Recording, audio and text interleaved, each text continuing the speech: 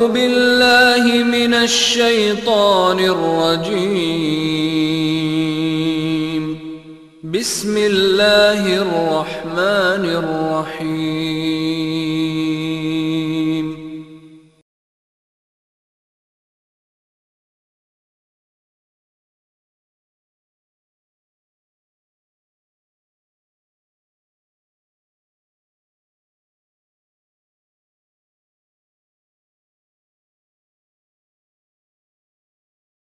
السلام علیکم ورحمۃ اللہ وبرکاتہ.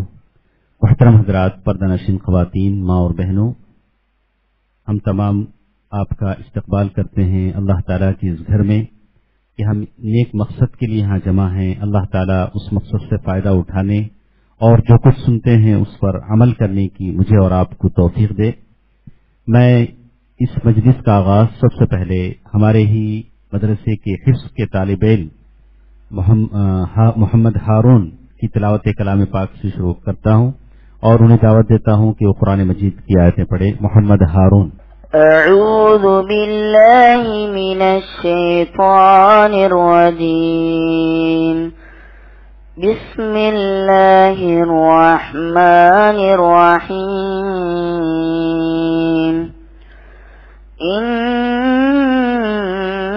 الذين آمنوا وعملوا الصالحات كانت لهم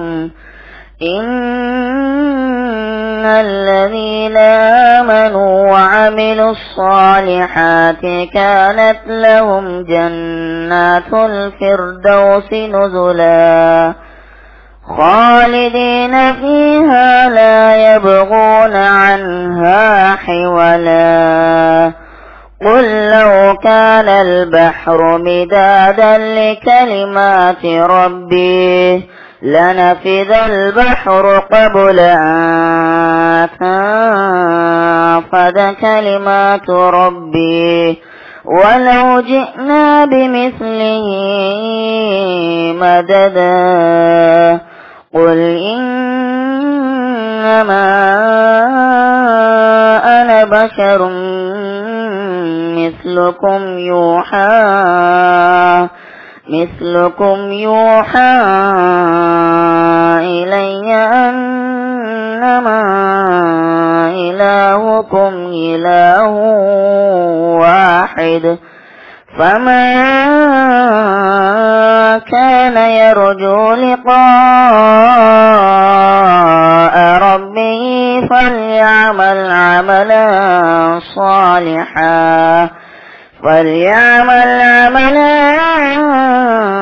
صالحا ولا يشرك بعبادة ربه أحدا. جزاك الله خير. السلام عليكم.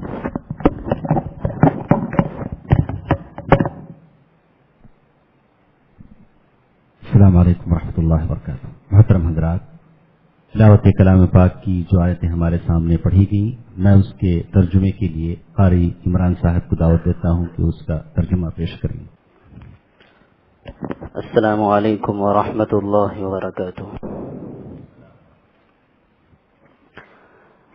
جو لوگ ایمان لائے اور انہوں نے اچھے بھی کام کیے، یقیناً ان کے لیے الفردوس کے باغات کی مہمانی ہے، جہاں وہ ہمیشہ رہا کریں گے، جس جگہ کو بدلنے کا کبھی بھی ان کا ارادہ ہی نہ ہوگا.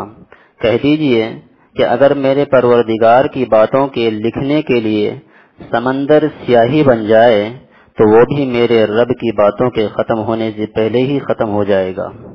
گو اسی جیسا اور بھی اس کی مدد میں آ جائیں. آپ کہہ دیجئے کہ میں تو تم جیسا ہی ایک انسان ہوں. ہاں، میری جانب وحی کی جاتی ہے کہ سب کا معبود صرف ایک ہی معبود ہے. تو جسے بھی اپنے پروردگار سے ملنے کی آرزو ہو اسے چاہیے کہ نیک اعمال کرے اور اپنے رب کی عبادت میں کسی کو بھی شریک نہ کرے. السلام علیکم ورحمۃ اللہ وبرکاتہ. جزاک اللہ خیر. شیخ کی تقریر سے پہلے ایک بات آپ کے سامنے کر دوں.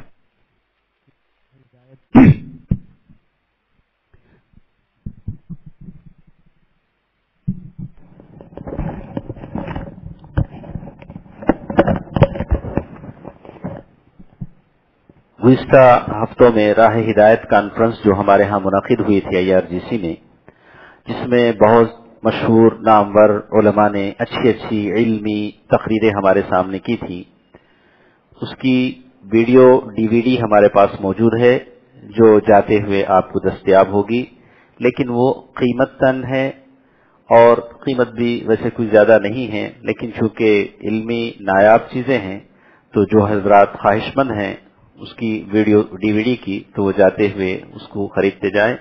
اور یہ اس لحاظ سے ہے کہ بہت ممکن ہے کہ کوئی اس میں حاضر نہ ہو سکے ہوں یا گھر کی عورتیں اس میں شریک نہ ہو سکی ہوں، وہ اس سے استفادہ کر سکتی ہیں. اب میں مولانا مسعود سے گزارش کرتا ہوں کہ وہ اپنے تقریر کا آغاز کریں. اللہ تعالیٰ مجھے اور آپ کو عمل کی توفیق دے، آمین. الحمد لله الذي أنزل الفرقان وخلق الإنسان وعلمه البيان والصلاة والسلام على من كان خلقه القرآن. أما بعد، أعوذ بالله من الشيطان الرجيم. بسم الله الرحمن الرحيم. لقد كان لكم في رسول الله أسوة حسنة لمن كان يرجو الله واليوم الآخر وذكر الله كثيرا. صدق اللہ. محترم سامعین کرام اور لائق احترام اسلامی خواتین، تمام تعریف، حمد و ثنا، پاکی اور بڑائی پاک اور بے عیب اللہ کی ذات ہے جو ساری کائنات کا خالق، مالک، حاکم و رازق. بعد ہو ہم تمام کی جانب سے ہر آن ہر لحظہ تا ابد درود و سلام ہو سارے انبیاء کرام پر، خصوصاً خاتم النبیین، شفیع المذنبین، امام الانبیاء احمد مجتبی محمد مصطفیٰ صلی اللہ علیہ وسلم پر، کہ جن کو اللہ تبارک و تعالی نے ہم سب کی ہدایت کے لیے کامل شریعت دے کر اس دنیا میں مبعوث فرمایا. ہمیں اور آپ کو ان کی امت میں جینا نصیب ہوا. جیسا کہ آپ حضرات کے سامنے اعلان کیا گیا ہے کہ موضوع ہے آپ صلی اللہ علیہ وسلم بحیثیت شوہر کے، یعنی ایز اے ہسبینڈ، ہے نا. آپ صلی اللہ علیہ وسلم کی پوری زندگی نمونہ ہے. جو آیت کریمہ میں نے تلاوت کی سورۃ الاحزاب کی آیت نمبر 21، اللہ تبارک و تعالی فرما رہے ہیں کہ رسول کی زندگی میں تمہارے لیے بہترین نمونہ ہے، اسوۃ حسنۃ. لیکن اللہ تبارک و تعالی یہاں شرط یہ لگا رہے ہیں کہ لمن کان یرجو اللہ والیوم الآخر، جو اللہ اور آخرت کو ترجیح دیتا ہو، پسند کرتا ہو. وذکر اللہ کثیرا، اور اللہ تبارک و تعالی کو کثرت سے یاد کرنے والا ہو. معلوم ہو کہ جو کامیاب زندگی چاہتا ہو اس دنیا اور آخرت دونوں کی، اس کے لیے سب سے بہترین آئیڈیل نمونہ اسوہ حسنہ کے لیے اگر کسی کی زندگی ہے تو وہ صرف اور صرف کائنات کے نبی محمد الرسول اللہ صلی اللہ علیہ وسلم کی زندگی ہے. آپ صلی اللہ علیہ وسلم کی زندگی کے مختلف پہلو ہیں. عملی زندگی بھی ہے، سیرت کے جو طرح مختلف پہلو ہیں، آپ صلی اللہ علیہ وسلم کی زندگی کے بھی مختلف پہلو، اور جس پہلو میں بھی آپ دیکھیں گے آپ صلی اللہ علیہ وسلم ہر چیز میں سب سے اوپر، سب سے اعلی، سب سے بلند اور سب سے کامیاب زندگی آپ کو ملے گی. ایک انسان نہیں، ایک معاشرہ نہیں، ایک سوسائٹی نہیں، ایک ملک نہیں، بلکہ ملک اور دنیا کے انسانوں کے جتنے بھی مسائل ہو سکتے ہیں، ان سارے مسائل کا حل کائنات کے نبی محمد رسول اللہ صلی اللہ علیہ وسلم کی زندگی میں ملے گا آپ کو. خواہ آپ تکلیف و پریشانی کے واقعات میں دیکھیں، یا خوشی اور غم کے واقعات میں دیکھیں، اللہ تبارک تعالیٰ کی عبادات میں دیکھیں، اخلاق کریمہ میں دیکھیں، رہن سہن میں دیکھیں، میل جول میں دیکھیں، تعلقات میں دیکھیں، پڑوسی کی حیثیت سے دیکھیں، ایک باپ کو کیسے ہونا چاہیے اس حیثیت سے دیکھیں، ایک داماد کو کس حیثیت سے ہونا چاہیے اس حیثیت سے دیکھیں، ایک سسر کو کس حیثیت سے ہونا چاہیے اس حیثیت سے دیکھیں، ایک رشتہ دار کو کس حیثیت سے ہونا چاہیے اس حیثیت سے دیکھیں، ایک پڑوسی کو کیسا ہونا چاہیے اس حیثیت سے دیکھیں، یا ایک شوہر کی حیثیت سے دیکھنا ہو تو اس حیثیت سے بھی دیکھیں۔ ایک انسان کی زندگی میں جتنے بھی مرحلے آئیں گے ان سارے مرحلوں میں رہنمائی کرنے کے لیے ہم سب کے نبی پیارے نبی محمد رسول اللہ صلی اللہ علیہ وسلم کی زندگی آپ کو اور ہم سب کو نمونہ ملے گی۔ ہاں کوئی بھی زندگی ہو۔ میں اپنے موضوع پہ آؤں گا، اس سے پہلے میں آپ سے چند چیزیں جوڑنا چاہتا ہوں جو سیرت کے تعلق سے۔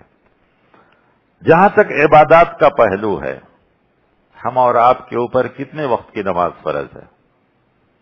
صرف 5 وقت، لیکن ہم سب کے نبی پیارے نبی محمد رسول اللہ صلی اللہ علیہ وسلم 8 وقت کی نماز، سفر ہو حضر ہو کہیں بھی ہو، ہمیشہ پڑھا کرتے تھے۔ 5 کے علاوہ ایک تہجد، اشراق، چاشت، ہمیشہ پابندی کے ساتھ۔ پھر اس کے علاوہ دیکھیے کہ آپ صلی اللہ علیہ وسلم کے ان عبادات میں بھی تہجد کا کیا عمل تھا کہ آپ کے پاؤں زیادہ دیر کھڑے ہونے سے ورم آ جاتے تھے، تو حضرت عائشہ صدیقہ رضی اللہ تعالیٰ عنہ کہتی ہیں افلا اے اللہ کے رسول صلی اللہ علیہ وسلم آپ کیوں اتنی تکلیف اٹھاتے ہیں؟ اللہ تعالیٰ تو آپ کو خاتم النبیین بنایا، شفیع المذنبین بنایا ہے، آپ کو اللہ تعالیٰ نے یہ مقام اور مرتبہ دیا ہے، تو اتنی تکلیف کہ آپ کے پاؤں میں ورم آ جائے، اتنی لمبی لمبی رکعتیں، لمبے لمبے سجود، رکوع، ذکر، دعا، یہ ساری چیزیں کیوں؟ تو آپ صلی اللہ علیہ وسلم کہتے ہیں عائشہ افلا اکون عبدا شکورا، کیا میں اللہ کا شکر ادا نہ کروں جو اللہ مجھے اتنے سارے انعامات دیا ہو، اتنا سارا مقام دیا ہو، اتنی ساری چیزیں عطا فرمائی، تو کیا میں اس کا شکریہ ادا نہ کروں؟ شکریہ میں اللہ تبارک تعالیٰ کے رسول صلی اللہ علیہ وسلم ان سب چیزوں، اخلاق میں تو پھر پوچھنا ہی نہیں، پڑوسی کے اعتبار سے، رشتہ داری کے اعتبار، جس اعتبار سے بھی آپ دیکھیں گے یہی مدراس ہے جہاں پر سب سے پہلے آپ صلی اللہ علیہ وسلم کی سیرت پر ایک بہت بڑا لیکچر ہوا تھا جو مدراس خطبات مدراس کے نام سے مشہور ہے، جو 5 دن کا لیکچر تھا، اور آپ صلی اللہ علیہ وسلم کی زندگی کے ہر پہلو کو اس میں الگ الگ طریقوں سے پیش کیا گیا تھا، اور بڑی مشہور کتاب ہے خطبات مدراس کے نام سے۔ انہوں نے آپ صلی اللہ علیہ وسلم کی زندگی کو الگ الگ طریقے سے پیش کیا۔ پھر اس کے بعد بھی ایک اور عالم اسی شہر میں جنہوں نے کائنات کے نبی محمد رسول اللہ صلی اللہ علیہ وسلم کی سیرت کو صرف اور صرف قرآن کی روشنی میں، صرف قرآن سے، قرآن کے علاوہ دوسری کوئی چیز نہیں، کہیں کہیں انہوں نے صرف اشارتاً لیا سیرت کی کتاب کو یا احادیث کو، ورنہ آپ صلی اللہ علیہ وسلم کی پوری زندگی پیدائش سے پہلے، پیدائش، نام، نسب اور اس کے بعد کی پوری زندگی صرف اور صرف قرآن کی آیتوں سے ثابت کیا، اور وہ بھی 5 لیکچر ہوئے تھے اسی شہر مدراس جو حضرت مولانا عبد الماجد دریابادی رحمہ اللہ کے، صرف قرآن کی آیت۔ یہ علماء کے لیے بڑا بہتر ہے، اگر آپ پڑھیں گے تو معلوم ہوگا کہ قرآن کا مطالعہ کرنے والے بھی کیسے کیسے لوگ اور کس کس طریقے سے مطالعہ کرتے ہیں قرآن کا، اور انہوں نے ہر چیز کو قرآن کی آیتوں سے ہر چیز کو ثابت کر دی۔ آخر میں انہوں نے لکھا ہے خانگی زندگی، معاشرتی زندگی، فیملی لائف جسے ہم کہتے ہیں۔ آپ صلی اللہ علیہ وسلم کا یہ بھی ایک ایسا نمونہ ہے جو رہتی دنیا تک ہر انسان کے لیے بہتر ہے، خصوصاً صاحب ایمان کے لیے بہت ہی بہتر ہے۔ جہاں تک دیگر آیات اور قرآن کی تفاسیر میں آپ صلی اللہ علیہ وسلم کی زندگی کے جو واقعات آئے ہیں اس سے تو صاف صاف ملتا ہے کہ آپ صلی اللہ علیہ وسلم کی سب سے پہلی شادی ہوئی تو اس وقت آپ کی عمر مبارک 25 سال کی تھی، ہے نا، اور آپ نے جس خاتون سے شادی کیا ان کے بارے میں سیرت کی کتابوں میں ہے کہ 40 سال کی تھی، اور صرف عمر کا ہی فرق نہیں تھا بلکہ وہ بیوہ بھی تھی۔ قرآن کریم کی اگر آیت اٹھائیں گے جو سورۃ الاحزاب میں ہے، چلتے چلتے یہ بھی بتلا دوں کہ آپ صلی اللہ علیہ وسلم کی خانگی زندگی کے تعلق سے زیادہ تر آیات سورۃ الاحزاب، سورۃ النور اور سورۃ التحریم میں ہے۔ ان 3 سورتوں میں خانگی زندگی، فیملی لائف کے تعلق سے آیتیں زیادہ ہیں، خواہ جو نمونے کے طور پر آئی ہیں وہ بھی، مراتب اور فضائل کے طور پر آئے ہیں وہ بھی، سب کچھ انہی 3 سورتوں میں زیادہ ہیں، باقی کی سورتوں میں بھی ذکر ہے۔ تو آپ صلی اللہ علیہ وسلم کی زندگی کے ان چیزوں کو بیان کرتے ہوئے اسی میں ایک واقعہ جو ہے یہ بھی بیان کیا جاتا ہے کہ جو آپ کی خانگی، حضرت قرآن کی سورۃ الاحزاب کی آیت میں سے ایک آیت ہے جس میں اللہ تبارک و تعالیٰ نے آپ صلی اللہ علیہ وسلم کی بیویوں کی صفات بیان کیا کہ آپ کی بیویاں کیسی کیسی ہیں، تو اس میں سے پہلے طیبات کا ذکر کیا اور بعد میں ابکارا کہا کہ بیوائیں زیادہ ہیں، باکرہ کم ہیں۔ وہ ہر پہلو کو اللہ تعالیٰ نے ذکر کیا، یہاں تک کہ جب بھی آپ کی ازواج کا یا آپ کی عورتوں کا ذکر کیا تو اگر یا نساء النبی کہا یا اسی طریقے سے ازواج النبی کہا، اور دونوں جمع کا صیغہ ہے، تو پتہ چلتا ہے کہ آپ صلی اللہ علیہ وسلم کی بیویاں ایک سے زیادہ تھیں، اور ہم اور آپ جانتے ہیں کہ سیرت کی کتابوں میں ہے کہ ایک سے زیادہ۔ قرآن نے تعداد نہیں بتلایا، صرف اشارتاً کیا ہے۔ تو اس سے پتہ چلتا ہے کہ آپ صلی اللہ علیہ وسلم کی زندگی کے ایک ایک پہلو کو بھی قرآن کریم نے نقل کیا ہے۔ اگر کوئی آدمی چاہے سیرت لکھنا، کسی دوسری کتاب کا حوالہ نہ لے، سہارا نہ لے، تب بھی صرف قرآن کی آیتوں سے پوری سیرت لکھی جا سکتی ہے۔ اللہ تعالیٰ نے اتنے طریقے سے، اتنی زیادہ مقامات پہ اور اتنی زیادہ آیتیں آپ کی پوری زندگی کے بارے میں لکھا۔ اسی لیے حضرت عائشہ صدیقہ رضی اللہ تعالیٰ نے تو کہا کہ آپ کے اخلاق وہ تھے جیسا کہ قرآن تھا۔ اسی لیے میں نے شروع میں جو حمد پڑھا وہی کہ والصلاۃ والسلام علی من کان خلقہ القرآن، کہ درود و سلام ہو اس نبی پر کہ جن کا اخلاق ہی قرآن تھا۔ قرآن جیسا کہتا تھا وہی آپ کی زندگی تھی، قرآن جیسا چاہتا تھا ویسی ہی آپ کی زندگی تھی۔ تو اللہ کے رسول صلی اللہ علیہ وسلم کی جو زندگی ہے، خانگی زندگی، فیملی لائف، یہیں سے شروع ہوتی ہے کہ پہلی زندگی میں آپ صلی اللہ علیہ وسلم کی عمر مبارک 25 سال، اور آپ کی پہلی شریک حیات، رفیق حیات یا زندگی کے ساتھی یا زندگی کے جو ہے جوڑ یا شوہر اور بیوی کا رشتہ جو بن رہا ہے، یہ سب سے پہلے ہے۔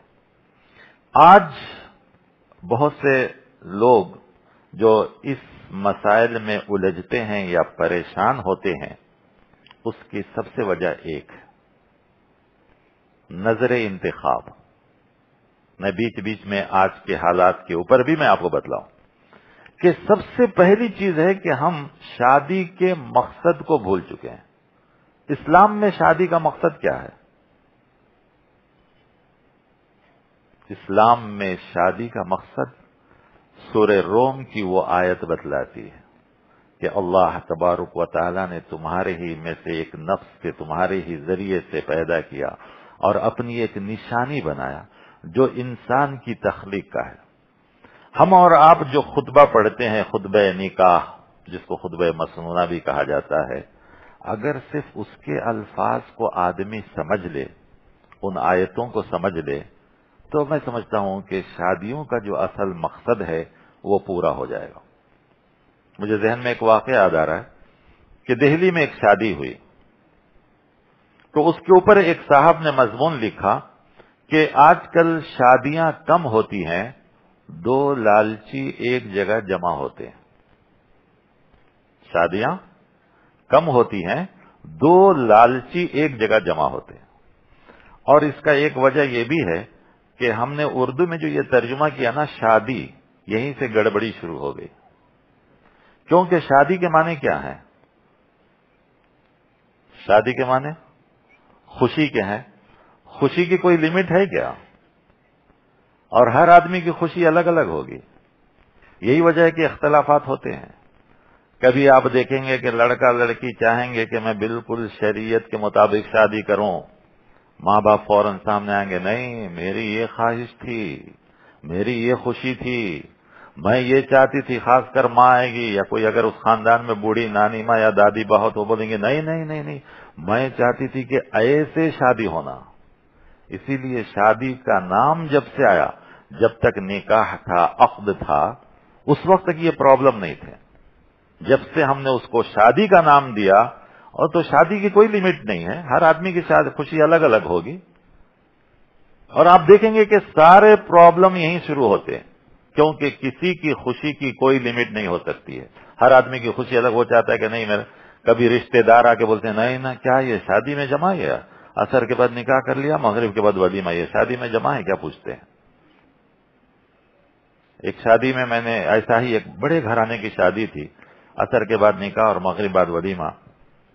لوگ کہ ہمارے خاندان میں پہلی بار ہو رہا ہے. مطلب کیوں آپ کا ایک دعوت آپ کو کم ہوئی لیکن کتنے دوسرے خرچے کم ہو گئے.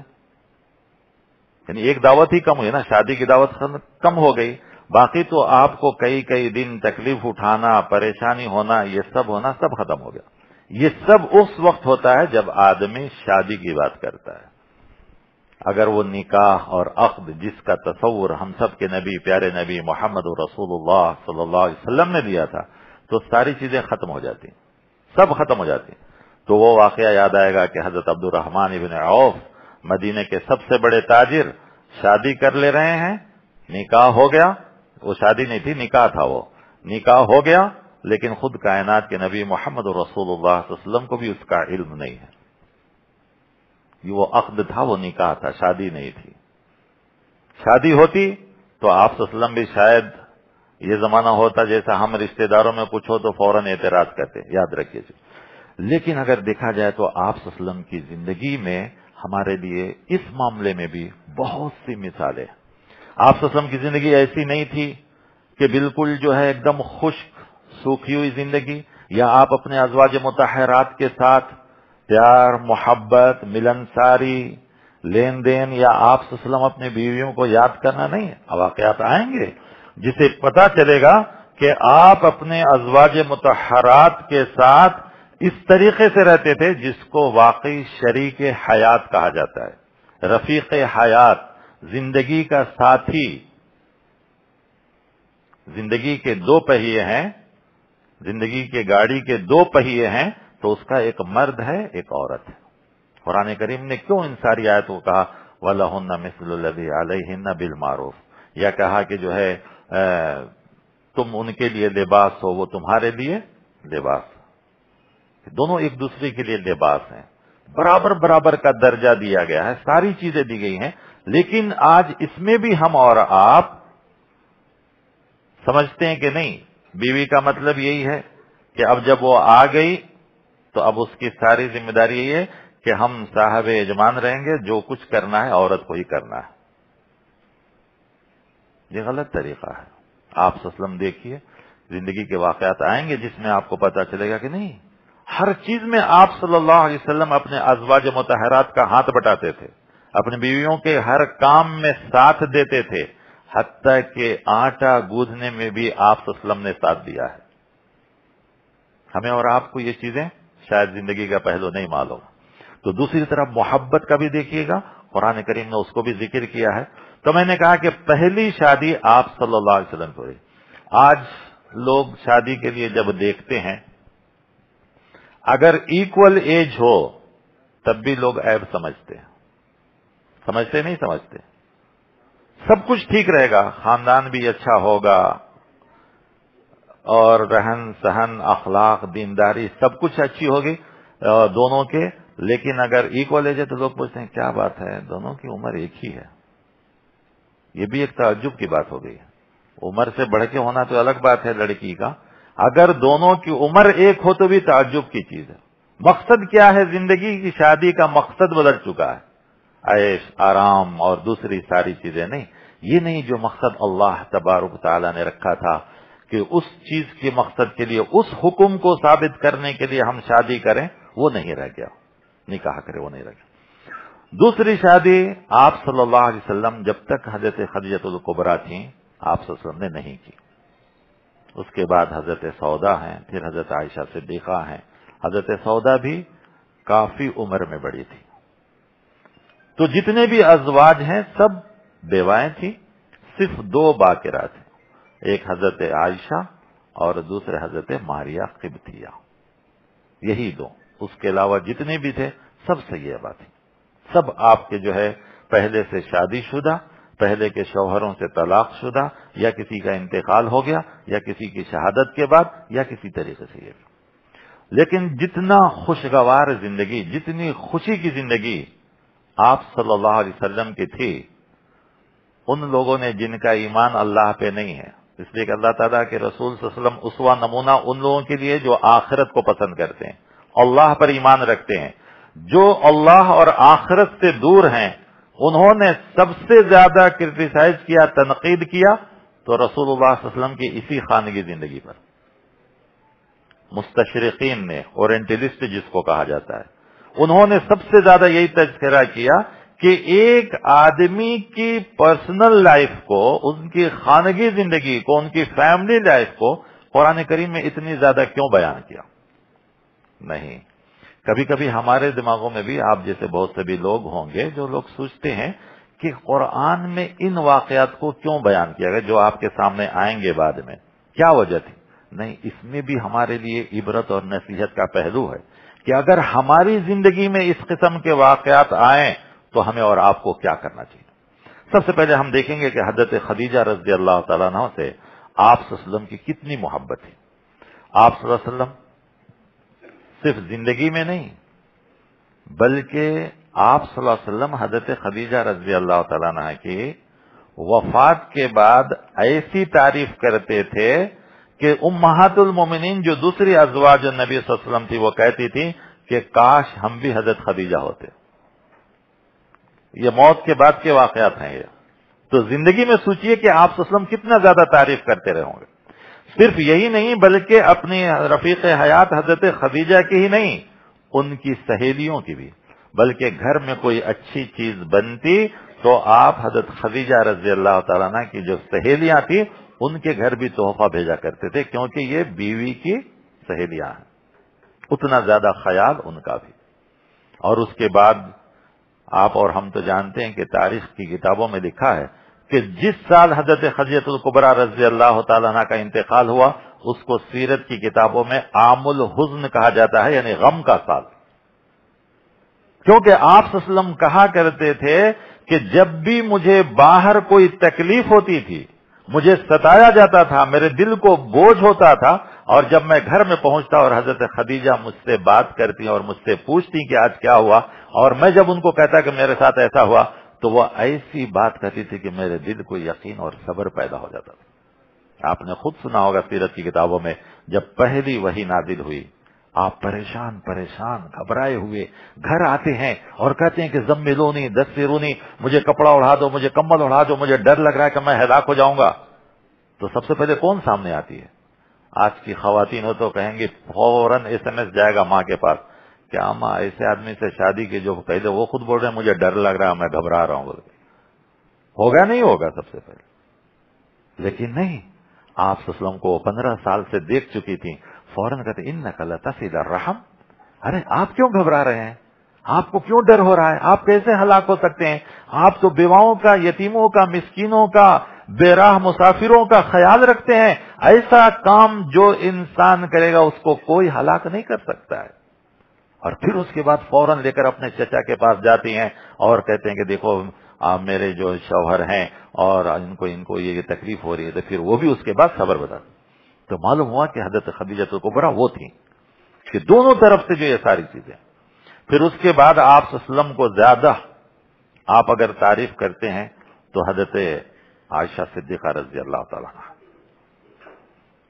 بے حساب کتابوں میں، تفسیر اور سیرت کی کتابوں میں تعریف کے الفاظ حضرت عائشہ رضی اللہ تعالیٰ عنہ کے لیے آتے ہیں. اس کی وجہ کیا تھی کہ حضرت عائشہ صدیقہ رضی اللہ تعالیٰ عنہ سب سے کم عمر تھی اور دین میں سب سے زیادہ یہی تھی. اور اللہ تعالیٰ نے آپ کو جو شادیاں کرنے کا حکم دیا تھا ایک سے زیادہ، اس کے اوپر بھی بہت سے اعتراضات ہوتے ہیں، آپ سب پڑھے لکھے لوگ ہیں، ضرورت نہیں ہے اس کو دور کرنے کی، تو اس میں بھی اللہ تعالیٰ کی یہی مصلحت تھی۔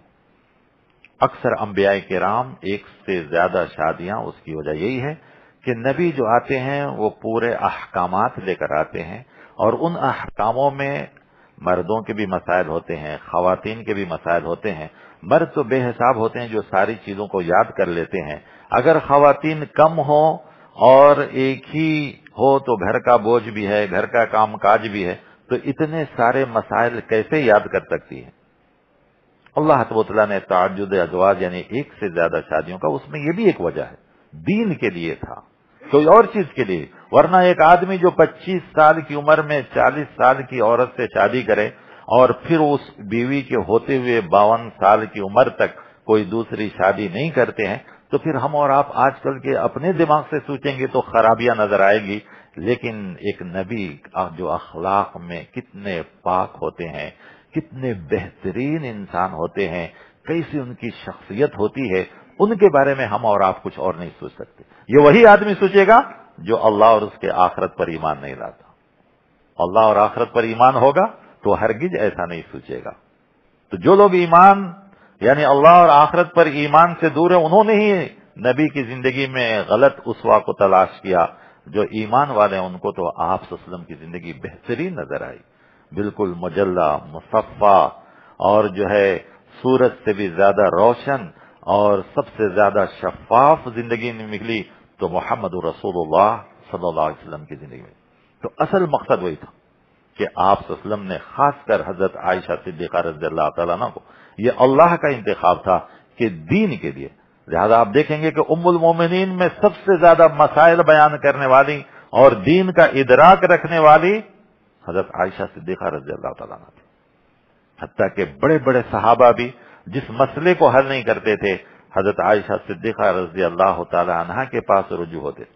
ایک بار اسی طریقے سے حضرت عائشہ صدیقہ رضی اللہ تعالی عنہا کے آپ بیان کرتے ہیں پرانے زمانے کے کسی دو چاہنے والوں کی کہانی۔ پرانے زمانے میں بھی ایسے بہت سے لوگ چاہنے والے تھے، شوہر اور بیوی کی کہانیاں تھیں۔ آپ صلی اللہ علیہ وسلم اس کہانی کو سناتے کہ دیکھو پرانے زمانے میں ایک شخص تھا جو اپنی بیوی کو اتنا چاہتا تھا، اتنی زیادہ محبت کرتا تھا۔ آپ صلی اللہ علیہ وسلم اس واقعے کو بیان کرنے کے بعد کہتے ہیں کہ عائشہ میں اس سے زیادہ تم کو چاہتا ہوں۔ آج کتنے شوہر ہوں گے جو بیوی کی تعریف کرتے ہوں گے؟ نہیں، الفاظ اچھے نکلنا بڑا مشکل ہو جاتا ہے، کیونکہ ہم یہ سمجھتے ہیں کہ بیوی ایک الگ چیز ہے، وہ رفیق حیات نہیں، شریک حیات نہیں، زندگی کا حصہ نہیں ہے، بلکہ شاید اگر آپ برا نہ مانیں، آپ لوگ تو ایسے نہیں کرتے ہوں گے کہ بیوی کو زندگی کا رفیق حیات، شریک حیات سمجھنے کے بجائے اگر برا نہ مانے اس لفظ کے لیے میں کہوں کہ یہ سمجھتے ہیں کہ شاید کام والی ہے، کہ ایک گلاس پانی کی بھی ضرورت پڑے تو بیوی ہی لا کے دے۔ نہیں، شریک حیات ہے وہ۔ ہم دونوں کو مل کر کے اپنی دنیا اور آخرت دونوں بنانا ہے، دونوں کو مل کر کے، ایک سے نہیں، دونوں کو مل کر کے اپنی دنیا اور آخرت دونوں بنانا ہے۔ سب ایک دوسرے کے لیے لباس ہے نا، ایک دوسرے کی ضرورت کو پورا کرنے کے لیے، ایک دوسرے کی جو ہے تقاضوں کو پورا کرنے کے لیے ہے، اس لیے نہیں ہے کہ وہ جو ہے یہ ہو۔ میں انشاءاللہ بعد میں ایک واقعہ آئے گا آپ کے سامنے جس سے ہم سب کو بڑی عبرت اور نصیحت ملے گی۔ تو حضرت خدیجہ رضی اللہ تعالیٰ عنہ کے بعد حضرت عائشہ صدیقہ رضی اللہ، لیکن یہ مت سمجھیے گا کہ دوسری بیویوں کی محبت نہیں تھی، نہیں، حضرت حفصہ، حضرت زینب بنت جہش اور جتنی بھی خواتین تھیں ازواج مطہرات، سب کی محبت تھی، سب کے دلوں میں اتنا ہی تھی، ہر ایک کو ہر ایک پر آپ صلی اللہ علیہ وسلم ترجیح دیتے، اور جو آپ کے سامنے ہوتی ان کی خوشی کے لیے ساری چیزوں کو کرتے، بلکہ آپ اپنے بیویوں کا اتنا زیادہ خیال رکھتے تھے کہ ایک بار آپ کی زندگی میں ایک ایسا واقعہ پیش آتا ہے کہ آپ اپنی بیوی کو خوش کرنے کے لیے ایک حلال چیز کو ارادہ کر لیتے ہیں کہ آج سے میں اس کو استعمال نہیں کروں گا۔ قرآن اس کو بھی نقل کرتا ہے، تو معلوم ہے کہ قرآن بھی آپ صلی اللہ علیہ وسلم کی زندگی کے معمولی سی معمولی چیزوں کو بھی نقل کر کے ہمارے اور آپ کے لیے جو ہے نصیحت کا پہلو وہ کون سی آیت ہے؟ سورۃ التحریم کی کہ یا ایھا النبی لم تحرم ما احل اللہ لک تبتغی مرضات ازواجک واللہ غفور رحیم. عام طور پر ہم اس آیت کو پڑھتے ہیں تو صرف اس واقعے کو ہی بیان کرتے ہیں، لیکن اصل وجہ جو قرآن کریم بیان کرنا چاہیے کہ تبتغی مرضات ازواجک، آپ اپنی بیویوں کو اتنا خوش رکھتے ہیں، اتنا خوشی کی زندگی دے رہے ہیں کہ ایک بیوی کو ایک چیز ناپسند آئی تو اگرچہ کہ وہ حلال تھا تو آپ نے اس کو ہمیشہ کے لیے انکار کر دیا. ہم اس میں دوسرا پہلو تو لیتے ہیں کہ نبی کو بھی حلال کرنے کا، حرام چیز کو حرام کرنے، وہ تو لے لیتے ہیں، لیکن وہ پہلو ہمارے ذہنوں میں بہت کم آتا ہے کہ آپ اپنی بیوی کو خوش کرنے کے لیے، تاکہ یہ دونوں رفیق حیات ہیں، زندگی کی گاڑی چلنا ہے، تو آپ نے کہا کہ ٹھیک ہے آج سے میں، شہد کی طرف اشارہ ہے کہ آپ نے کہا کہ آج سے میں اس کو استعمال نہیں کروں گا. اگر تم کو اس کی بدبو پسند نہیں آ رہی ہے، تم کو اس سے تکلیف ہو رہی ہے، معمولی سی چیز دیکھیے. ہم اور آپ کتنا خیال رکھتے ہیں اپنی بیویوں کا؟ خیال رکھتے ہیں کیا؟ اگر رکھتے ہیں تو بہت اچھے شوہر ہیں آپ، لیکن کیا اتنی معمولی سے معمولی چیز کہ بیوی کو بھی تکلیف نہ ہو، معمولی سی چیز ہے. حالانکہ نبی تھے، آپ کہہ سکتے تم کو پسند نہیں تو تمہارا کام جانے، مجھے تو اللہ نے حلال چیز دیا، میں کیوں جاؤں اس کو توڑ. نہیں، آپ کا اصل مقصد یہ تھا. اللہ تعالیٰ فوراً کہا کہ نہیں، حلال چیز حلال ہی ہوتا ہے، لیکن آپ کے دل میں اتنی زیادہ بیویوں کی قدر ہے کہ آپ اللہ کے ایک حلال چیز کو بھی بدلنے کے لیے تیار ہیں. اتنا زیادہ آپ بیویوں کی. یہی عائشہ صدیقہ رضی اللہ تعالیٰ عنہا ہے جن کے بارے میں ہے کہ آپ صلی اللہ علیہ وسلم کبھی ان کے ساتھ دوڑ بھی لگاتے تھے خوشی کے لیے. اور ایسا بھی ہوا کہ آپ صلی اللہ علیہ وسلم جب تندرست تھے، اور تندرست تو ہمیشہ تھے، یعنی حضرت عائشہ اس وقت جب بھاری بھرکم نہیں ہوئی تھی تو آپ صلی اللہ علیہ وسلم دوڑ میں آگے ہو گئے تو حضرت عائشہ تھوڑا اپنے آپ کو یہ سمجھنے لگی، تو بعد میں آپ صلی اللہ علیہ وسلم نے خود اپنی رفتار کو کم کر کے حضرت عائشہ کو بعد میں کہا عائشہ وہ اور یہ دونوں برابر ہو گیا. اب وہ بھی واقعہ اگر بیان کر دیا جائے تو لوگ اس کو غلط معنوں میں اگر نہ دیں تو بہت اچھا ہے. جیسا کہ آپ صلی اللہ علیہ وسلم حضرت عائشہ صدیقہ رضی اللہ تعالیٰ عنہ کو کبھی پیٹھ کے پیچھے کھڑا کر مسجد نبی میں لے جا کر جنگی لوگ جو تیر و تلوار چلاتے تھے وہ بھی دکھاتے تھے. تو اس کو یہیں تک رکھا جائے تو بہت اچھا ہے، لیکن اس کو بہانہ بنا کر اگر پوری دنیا گھمایا جائے بائک میں پیچھے بیٹھا کے تو یہ بڑا خراب ہے. کہ بیوی بیوی ہوتی ہے، یہ نہیں ہوتی کہ پیچھے بٹھا کے ساری دنیا گھومتے رہیں. بیوی کا بھی ایک مقام ہے، ساتھ میں بٹھائیے اس کو، اس کی بھی ایک عزت ہے، اس کی بھی ساری چیزیں ہیں. تو جائز چیزوں کے لیے ہی ہے یہ تفریح، جائز چیزیں، یہ سب چیزوں کے لیے جو ہے اسلام میں اجازت ہے کہ اپنے بیوی کو آدمی ساتھ لے جا سکتا ہے. پھر اس کے بعد جو ہے ایک بار جو حضرت عمر رضی اللہ تعالیٰ عنہ کے پاس ایک صحابی آئے اور انہوں نے شکایت کیا. امیر المومنین جب حضرت عمر رضی اللہ خلیفہ تھے اس وقت، ایک صحابی آئے، اور آپ یاد رکھیے کہ یہ رشتہ اتنا پاک ہے کہ اللہ تبارک و تعالی نے سب سے پہلے زمین پر شوہر اور بیوی کا رشتہ بنایا ہے. اس سے پہلے کوئی رشتہ نہیں تھا حضرت آدم اور حوا کی شکل میں. یہ بڑا متبرک رشتہ ہے، بڑا پاک رشتہ ہے. یہ رشتہ جتنا مضبوط ہوگا اتنا ہی زندگی کامیاب ہوگی. اسی لیے آپ صلی اللہ علیہ وسلم نے ان 3 آیتوں کا انتخاب فرمایا ہے جس میں کیا کیا کہا گیا. سب سے پہلے تو یہ کہا گیا کہ تم یعنی جو بھی مرد اور عورت ہیں ایک ہی مرد اور عورت سے ہیں، اور اللہ انہی میں سے جوڑے کو بنایا. معلوم ہے کہ دونوں برابر ہیں، دونوں کے حقوق ہیں، دونوں کی ذمہ داریاں ہیں، دونوں کو یکساں ہونا چاہیے. اور اس کے بعد کہا واتقوا اللہ الذی تساءلون بہ والارحام، ڈرو اس اللہ سے جس کے نام پر یہ رشتہ طے کرتے ہیں. آج آدمی 100 روپیہ 20 روپے کے اسٹامپ پیپر پہ سائن کرنے سے پہلے 5 بار سوچتا ہے کہ میں اسٹامپ پیپر پہ سائن کر رہا ہوں، ہو سکتا ہے کل کے دن مجھے کورٹ میں پڑھا جائے گا. فوراً اس کو پڑھتا ہے، سمجھتا ہے، تب سائن کرتا ہے، کرتا نہیں کرتا ہے. آپ بھی جو سائن کر رہے ہیں وہ اللہ کے نام پر یہ رشتہ طے کر کے سائن کر رہے ہیں. آپ جو قبول کر رہے ہیں وہ اللہ کے نام پر قبول کر رہے ہیں. اور کس اللہ کے نام پر؟ اسی آیت میں کہا جا رہا ہے کہ ان اللہ کان واتقوا اللہ الذی تساءلون بہ والارحام ان اللہ علیکم رقیبا، کہ بے شک وہ اللہ تمہارا نگہبان ہے. وہ پوچھے گا قیامت کے دن اگر شوہر بیوی کا حق ادا نہیں کیا یا بیوی شوہر کا حق ادا نہیں کرے گی تو اللہ اس دن پوچھے گا. ان آیتوں کو ہم نے ضروری ہے کہ ہم سنیں. اصل میں ایسا ہوتا ہے کہ پہلے سے لوگ پوچھ لیتے ہیں کہ جب حضرت پوچھیں گے آخر میں کہ یہ مہر کے ساتھ ان گواہوں کے ذریعے کیا آپ نے نکاح کو قبول کیا، تو صرف اتنا ہی لوگ پوچھتے ہیں کہ مجھے کیا جواب دینا ہے. یہ نہیں شادی سے پہلے سوچ کے آتے ہیں کہ شادی کے بعد کی زندگی کیسی ہونی چاہیے، قبول کا مطلب کیا ہے. تو دہلی کا جو واقعہ میں نے شروع میں کہا تھا اس میں ایک بھی لکھا ہوا ہے کہ ایک شادی ہوئی تو دوسرے دن بیوی نے جو ہے ایک لسٹ لا کے دی کہ مجھے یہ چیزیں چاہیے.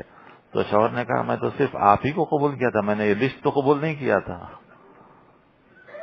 بیوی کی جو ضرورت ہے وہ بھی قبول کرنا، اسی طرح شوہر کی جو خدمت ہے، شوہر کی جو ضرورت ہے وہ بھی قبول کرنا ہے. صرف یہی نہیں کہ الحمدللہ میں نے قبول کیا اور زندگی کی گاڑی الگ چلے گی، یہ نہیں ہو سکتا ہے. تو کیوں ان آیتوں کا انتخاب کیا کہ واتقوا اللہ الذی تساءلون بہ والارحام ان اللہ کان علیکم رقیبا. اللہ نگہبان ہے، ماں باپ نہیں، دوست احباب نہیں، رشتہ دار نہیں، یہ نگہبان نہیں ہے. یہ قیامت کے دن تم سے پوچھے گا تو صرف اور صرف اللہ. پھر اس کے بعد آخری والی آیت میں کیا کہا گیا کہ یا ایھا الذین آمنوا اتقوا اللہ وقولوا قولا سدیدا. سدیدہ کے کئی تفسیر اور الگ الگ معنی بیان کرتے ہیں مفسر. درست بات، سچی بات، محبت والی بات، دلوں میں الفت ڈالنے والی بات، کہ آپس میں اب تمہاری زندگی اور تمہارے رشتہ داروں میں ایسی باتیں ہونی چاہیے جو ایک دوسرے کے دلوں کو ملائے، ایک دوسرے کے دلوں کو دور نہ کرے. تو بہرکیف حضرت عمر رضی اللہ عنہ کے پاس وہ صحابی ہے اور کہے کہ نہیں، خواتین آج کل بہت بڑھ گئے ہیں. یہ اس زمانے کی بات کر رہا ہوں، آج کی نہیں. لہذا عورتوں پر کچھ پابندی لگانی چاہیے. حضرت عمر رضی اللہ عنہ کے سوچ کر یہ گئے. حضرت عمر رضی اللہ عنہ کے گھر کا دروازہ کھٹکھٹائے تو جس پریشانی کے لیے گئے تھے وہاں اس سے بڑی پریشانی کی آواز آ رہی تھی، اس سے بڑی پریشانی اندر ہو رہی تھی. بیوی کی آواز آ رہی ہے، حضرت عمر رضی اللہ عنہ کی کوئی آواز نہیں ہے، بالکل خاموش بیٹھے. حالانکہ امیر المومنین ہیں، آپ کو معلوم بھی ہے کہ کتنے نرم مزاج کے تھے، ہے نا، کہ شیطان بھی بھاگتا تھا. لیکن ایسے شوہر گھر میں بالکل خاموش بیٹھے ہیں، صرف بیوی کی آواز آ رہی ہے. صحابی کہ اللہ اکبر، میں جس پریشانی کو دور کرنے کے لیے آیا تھا اس سے بڑی پریشانی تو یہاں ہے. لیکن کھڑ گئے، سن ذرا دیکھیں گے کیا ہوتا ہے. خیر جب ادھر بات ہوئی تو ان کو بلایا اور پوچھے کہ بھائی کس نے کہا ایسی ایسی بات ہے، لیکن میں آیا تو دیکھا اس سے بڑی پریشانی تو یہاں ہے. کہا اس کیا پریشانی ہے؟ نہیں، میں نے دیکھا کہ میں تو جو سن کر میرے گھر میں آیا تھا اس سے زیادہ آواز یہاں آ رہی تھی. کہا اچھا بیٹھو یہاں. عورت، اللہ کے رسول صلی اللہ علیہ وسلم کیا نہیں فرمایا کہ اللہ نے اس کو بائیں پسلی کی اس ہڈی سے پیدا کیا ہے کہ جس کو چھوڑ دو تو ٹیڑھی ہو جائے گی، سیدھا کرنے کی کوشش کرو تو ٹوٹ جائے گی. لہذا تم کو کیا کرنا ہے؟ استوصوا بالنساء خیرا، نصیحت سے کام لو. عورت ہے، مختلف حالات اس کے اوپر گزرتے ہیں، اور یہ اس وقت کی عورت، آج کی نہیں، اس وقت کی عورت. آپ نے کہا امیر المومنین نے کہ دیکھو ایک عورت تمہارے کپڑے دھوتی، تمہارا کھانا بناتی، تمہارا بستر لگاتی، تمہاری ضرورت کو پورا سب کچھ کرتی ہے. اگر کبھی اس کا دماغ میں غصہ آ جائے، پریشانی آ جائے، جھنجلا جائے، ذرا ایک دن چولہے کے پاس کھڑ کے دیکھیے نا ہماری اور آپ کی کیا حالت ہوتی ہے. ایک دن کھڑ کے دیکھیے بس، یا ایک دن کپڑے دھو کے دیکھیے نا ہماری اور آپ کی کیا حالت ہوتی ہے، یا بچوں کو سنبھال کے دیکھیے یہ کیا حالت ہوتی ہے. تب ہمیں معلوم ہوگا کہ عورت کتنی تکلیفوں کو برداشت کرتی ہے. تھوڑا سا نمک کم ہو گیا تو غصہ ہوتا نہیں ہوتا ہے، اور تھوڑی سی کچھ یہ ہو گئی تو ٹینشن، اور تھوڑا سا اگر گھر آئے اور تھوڑا سا کہیں اگر کسی کام میں مصروف ہی نہیں آیا تو پھر دیکھو کہ کیا کیا بات ہے. آپ نے کہا کہ وہ عورت جو تمہارا سارا کام کرتی ہے، اگر وہ عورت کبھی انسان ہونے کے ناطے اس کی زبان کھل جائے یا کبھی اس کو تکلیف ہو جائے یا کبھی تمہارے اوپر ہی ہو جائے تو تم اس لیے اپنے آپ کو ایسا سمجھ جاؤ گے، جبکہ وہ تمہارے لیے کیا کیا نہیں کرتی ہے. آج کی عورتیں یہ مت سمجھیں کہ نہیں آج ہمارے لیے بڑا اچھا نسخہ مل گیا، اب ہم چاہیں تو روزانہ شوہروں کو سناتے رہیں. نہیں، یہ وہ عورت جو شوہر کے لیے سب کچھ کرے. آج تو کپڑا مشین دھوتا ہے، برتن کام والی دھوتی ہے. ایسے بھی گھر ملیں گے کہ جب حالات آئے اختلافات ہونے کے بعد تو شوہر کی شکایت یہ تھی کہ انہوں نے شادی ہو کے 5 سال ہو گئے اب تک ایک کپ چائے بنا کے نہیں دی. تو پھر کیسے بھی چائے پیتے آپ؟ وہ کام والی بناتی ہے. اور بیوی سے پوچھا گیا کیا ہے بھائی؟ تو نہیں، یہ بھی اتنے لیٹ آتے ہیں کہ مجھے ضرورت ہی نہیں پڑتی ان کو چائے بنانے کی، میں جب تک سو گئی رہتی ہوں. یہ بھی حالات ہیں. ایسے بھی شکایتیں آتی ہیں دونوں طرف سے. بہرکیف زندگی کو اس وقت خوشگوار بنا سکتے ہیں جب ہم یہ سوچیں کہ شوہر اور بیوی دو الگ چیز نہیں ہیں، دونوں ایک دوسرے کے ساتھی ہیں، دونوں ایک دوسرے کے پارٹنر ہیں، دونوں کا ایکول رائٹس ہے، دونوں کی ذمہ داریاں ہیں. اگر ہر آدمی اپنی اپنی ذمہ داری کو ادا کرے تو سب سے بہتر گھر وہی ہوگا جس میں دونوں ایک دوسرے کو حقوق ادا کریں. کیوں اللہ کے تعالیٰ کے رسول صلی اللہ علیہ وسلم جن آیتوں کا انتخاب فرمایا اس میں 4 بار کہا جاتا ہے اتقوا اللہ. اتقوا اللہ کے معنی کیا ہے؟ اللہ سے ڈرو جیسا ہم ظالم سے ڈرتے ہیں؟ نہیں. تقویٰ کہا جاتا ہے. اتقوا اللہ کا مطلب یہ ہے کہ سب سے پہلے اللہ کی فرما برداری کرو اور اس کی نافرمانی سے بچو، اتباع کرو اور نافرمانی سے بچو. اگر آدمی اپنے شوہر اپنے بیوی کا حق ادا کرے، بیوی شوہر کا حق ادا کرے، کبھی اختلاف نہیں ہوگا، کبھی نہیں ہوگا. اختلاف اس وقت ہوتا ہے جب حقوق میں ناانصافی ہوتی ہے. کسی قسم کا حق ہو، جسمانی حق ہو، مالی حق ہو، اخلاقی حق ہو، کسی قسم کی بے انصافی ہوگی تبھی اختلاف شروع ہوگا. خواہ ان کے رشتہ داروں کی بے انصافی ہو، رشتہ داروں کا جو حق ہے وہ نہیں ادا کیا جائے. ہاں ایک چیز یاد رکھیے، کسی صاحب نے مجھے بتایا کہ اگر یہ بڑا بہترین نسخہ بھی ہے کہ اگر کوئی آدمی اپنے بیوی کو ہمیشہ خوش رکھنا چاہتا ہو تو اسے چاہیے کہ اس کے ماں باپ کی ہمیشہ تعریف کرے. بس ماں باپ کی، بھائیوں کی جتنی تعریف کریں گے خوش ہوں گے. اپنے بھائی بہنوں کی تعریف مت کیجیے بس. اور یہ فطرت ہے ہر عورت کی. آپ کو یاد ہے وہ واقعہ حضرت عائشہ صدیقہ رضی اللہ تعالیٰ عنہ اور اللہ کے رسول صلی اللہ علیہ وسلم تشریف فرما ہے. گھر کیا تھا؟ پتے کا تھا. آسمان پورا نظر آ رہا تھا. آپ صلی اللہ علیہ وسلم نے کہا کہ آسمان میں جتنے تارے ہیں حضرت عمر کی نیکیاں اس کے برابر ہیں. تو حضرت عائشہ صدیقہ رضی اللہ عنہ نے فوراً کیا کہا اللہ کے نبی میرے ابا کی بھی تو نیکیاں بتلائیے. ہے نا روایت؟ میرے ابا کی بھی تو نیکیاں بتلائیے. تب آپ صلی اللہ علیہ وسلم نے کہا حضرت عمر کی پوری زندگی کی نیکی حضرت ابو بکر صدیق کے ایک رات کی نیکی کے برابر ہے جو ہجرت کی رات تھی. روایت ہے نا شیخ؟ یہ فطرت ہے. یہ انسان اللہ تعالیٰ نے دونوں مخلوق کو الگ الگ بنایا.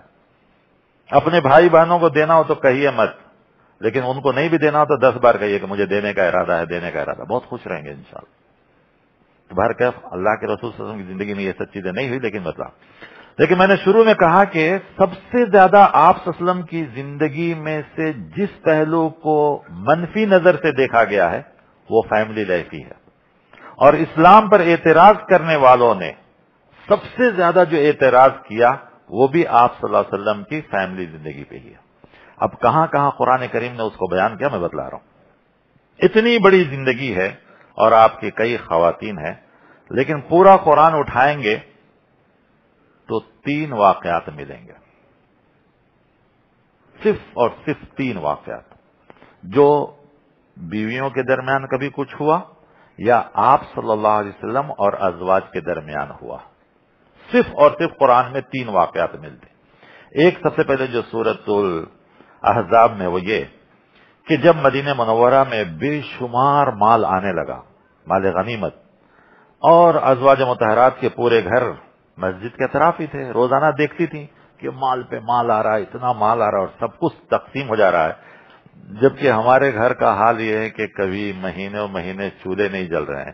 کہیں سے دودھ آیا پی لیے، کہیں سے کھجور آیا کھا لیے، کہیں سے کچھ تحفہ آیا گزار لیے، نہیں آیا تو آپ صلی اللہ علیہ وسلم روزہ ہے اور گھر کے لوگ اس طریقے کی زندگی گزار رہی ہے. تو کون عورت ہوگی جو برداشت کرے گی؟ کون ہوگی جو اپنے شوہر سے نہیں کہے گی؟ کہے گی نہیں کہے گی؟ کیونکہ یہ بتانا مقصود بھی ہے کہ وہ خواتین ازواج مطہرات بھی اسی دنیا کی مخلوق تھی، کوئی جنت سے آئی ہوئی مخلوق نہیں تھی، اسی دنیا سے تھی. ان کے جسم میں وہی دل تھا، وہی نفس تھا، وہی سب کچھ تھا. آخر میں ایک بار چند خواتین نے آپ صلی اللہ علیہ وسلم سے کہہ بھی دیا کہ اللہ کے رسول صلی اللہ علیہ وسلم اتنا مال آتا ہے، سب کو اٹھا اٹھا کے دے رہے ہیں، گھر کا حال یہ کہ مہینوں مہینے چراغ نہیں جلتا ہے، ذرا ہم لوگوں کا بھی خیال رکھیے۔ اب اس واقعے سے لوگ دوسری باتیں تو لیتے ہیں، لیکن اللہ نے کیوں اس کو نقل کیا، وہ چیز ہمیں اور آپ کو سمجھنا چاہیے۔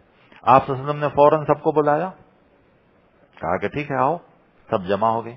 تو آپ نے کہا یا ایھا النبی، اللہ تعالیٰ نے حکم دیا، قل لازواجک ان کنتن تردن الحیاۃ الدنیا وزینتها فتعالین امتعکن واسرحکن سراحا جمیلا، کہ ٹھیک ہے اگر تم دنیا کی زندگی چاہتی ہو، دنیا کی زیب و زینت، دنیا کا مال، عیش و آرام، سب ملے گا تم کو، آؤ سب کچھ ملے گا، اور میں تم کو بالکل عزت، احترام اور پورے ضروریات کے ساتھ میں تم کو آزاد کر دوں گا، اس لیے کہ چھوڑ دوں گا نہیں کہا اللہ تعالیٰ نے، طلاق دوں گا نہیں کہا، وَسَرِّحْكُنَّ سَرَاحًا جَمِيلًا، کہ بالکل عزت کے ساتھ، پوری ضروریات کے ساتھ میں تم کو آزاد کر دوں گا، جاؤ تم لوگ سوچ کر آؤ، تم بھی سوچ لو، تم اپنے ماں باپ سے بھی پوچھ لو۔ ازواج مطہرات وہیں بیٹھی ہوئی تھی، فوراً حضرت عائشہ صدیقہ رضی اللہ تعالیٰ عنہ کھڑی ہوتی ہیں اور کہتے ہیں اللہ کے رسول صلی اللہ علیہ وسلم، اس میں ماں باپ سے پوچھنے کا کیا ہے؟ آپ یہ مت آزمائیے گا کبھی، ورنہ سب مشکل میں پڑ جائیں گے۔ اگر کہیں کہ میری بیوی میرا بینک بیلنس، میرا سب کچھ، اے ٹی ایم اور ڈیبٹ کارڈ، کریڈٹ کارڈ سب لے لو، اب تمہاری مرضی ساتھ رہو یا نہ رہو، مت کبھی غلطی مت کیجیے گا ایسا۔ یہ اللہ کے رسول صلی اللہ علیہ وسلم کی بیویاں تھیں جو اسی مجلس میں کھڑی اور کہ اللہ کے رسول صلی اللہ علیہ وسلم، اس میں ماں باپ سے پوچھنے کی کیا ضرورت ہے؟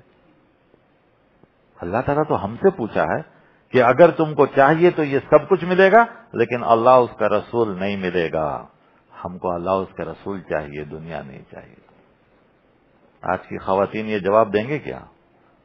ہمیں اور آپ کو چاہیے کہ اس میں کون سا پہلو بتلایا گیا کہ اکثر میاں بیوی کا اختلاف جو ہوتا ہے مالی جھگڑے کی وجہ سے، کہ ہم کو یہ لے کے نہیں دیے، ہم کو وہ لے کے نہیں دیے، ہم کو یہ نہیں ملا، ہم کو وہ نہیں ملا، ہماری زندگی میں کبھی خوشی نہیں آئی، ہم نے کبھی خوشی نہیں دیا۔ خوشی صرف مال و دولت سے نہیں ہوتی ہے، سب سے بڑی خوشی بات چیت سے ہوتی ہے۔